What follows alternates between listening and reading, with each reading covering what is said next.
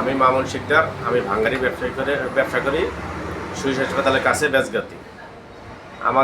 আমার কাছে কিছু সাংবাদিক যায় এবং কিছু দাবি করে।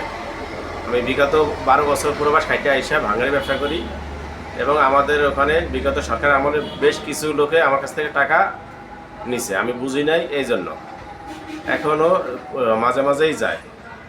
2 দিন আগেও গেছে, আজকেও গেছে, যাই তাদের একটা সুযোগ সুবিধা দাবি করে।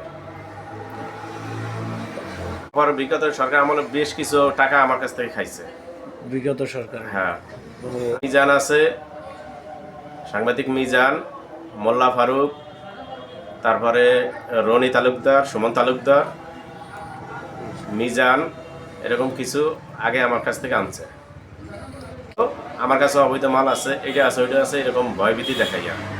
কিন্তু আমার কাছে আজকে 6-7 বছর ধরে ব্যবসা করি, কিন্তু আমার কাছে কোনো অবৈধ এখন পর্যন্ত মাল তারা পায় নাই। কিন্তু আমাকে কিছু বুঝি না বিদায় আমাকে শুধু ভয় দেখাইয়া তারা একটা কিছু দাবি করে, সুযোগ সুবিধা দাবি করে। বই বাইর হয় না। তারপরও আমাদের ফেরিয়ালাদের কাছে বলে রাখি, কেউ নতুন বই আনবা না গ্রাম থেকে।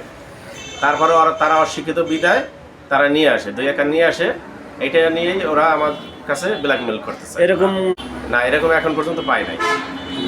আজকে একখান বই পাইছে, এইটা নিয়ে কত সালে?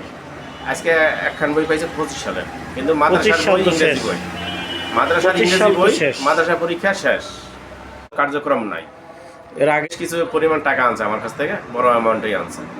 তখন আমাকে প্রবাস থেকে আসছি, তখন আমাকে অনেক ভয় দেখাইছে, ব্যবসা করতে পারবি না। এবার এই অফারও দিয়েছে আমার কাছে, আমার এই ব্যবসার শেয়ার নেই। সাংবাদিক মিজান এই অফারও দিয়েছে, আমার ব্যবসার শেয়ার নেই, তাহলে তোরে কেউ ডিস্টার্ব করবে না। আমি 2 জনের নাম চিনছি, মোল্লা ফারুক এবং মাসুদ। আমি নাম জানি না, দেখলে আমি চিনব। আরেকজন নাম বলছিল আরিফিন।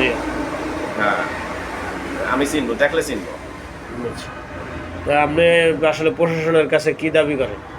প্রশাসনের কাছে দাবি করে এইগুলা প্রতারক থেকে আমাদের যেন রক্ষা করে, সমাধান চাই, যাতে আমি সুষ্ঠুভাবে ব্যবসা করে ছেলে মেয়ে নিয়ে সঠিকভাবে চলাচল করতে পারি।